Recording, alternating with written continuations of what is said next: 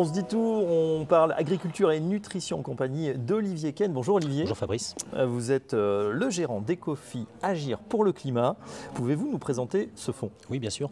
Donc, Agir pour le climat est un fonds thématique sur la transition énergétique.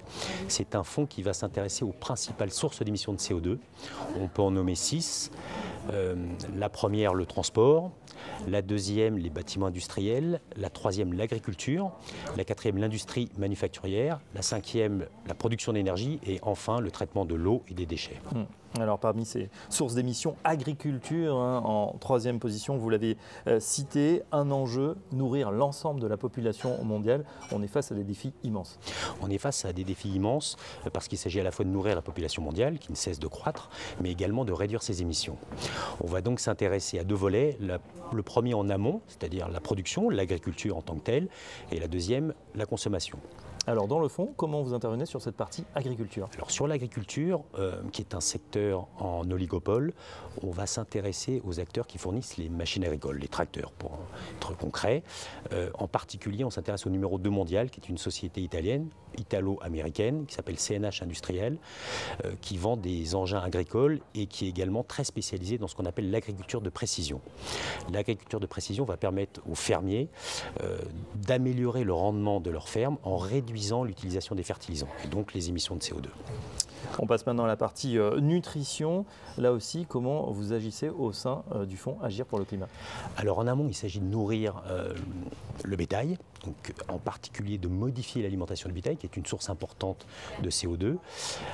Pour ce faire, on s'intéresse à des sociétés plutôt chimiques qui vont permettre de substituer l'alimentation actuelle du bétail par d'autres sources. Ça peut être des insectes, ça peut être des algues, qui va permettre in fine de réduire les émissions. On peut mentionner une société hollandaise qui s'appelle DSM qui travaille sur ce sujet. On peut également donner un exemple dans la culture des saumons, puisque la culture des saumons nécessite énormément d'anchois, tout simplement parce que la teneur en oméga 3 des saumons provient des anchois. Le problème, c'est qu'aujourd'hui, on estime qu'à peu près 2/3 des anchois sont utilisés pour nourrir le saumon. Donc on a un véritable problème de soutenabilité.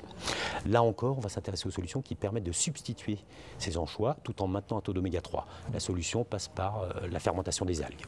Alors ça c'est pour les animaux, mais il y a aussi la nutrition de vous et moi, des humains.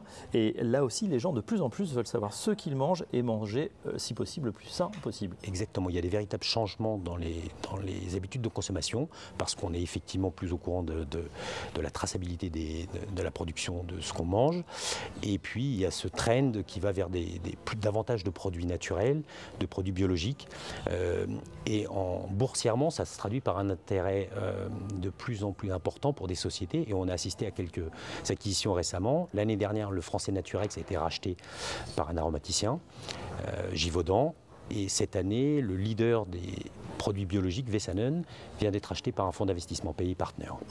L'enjeu, c'est évidemment la réglementation, mais aussi un risque de réputation avec les scandales sanitaires pour les marques. C'est très important. En conclusion, qu'est-ce qu'on peut dire sur le fonds Agir pour le climat? Oui, en conclusion, je dirais que le fonds Agir pour le climat est un fonds assez complet, puisque c'est un fonds sur la transition énergétique qui vient d'obtenir le label TEC. C'est par ailleurs un fonds ISR et c'est également un fonds solidaire. Olivier Ken, merci. Merci Fabrice.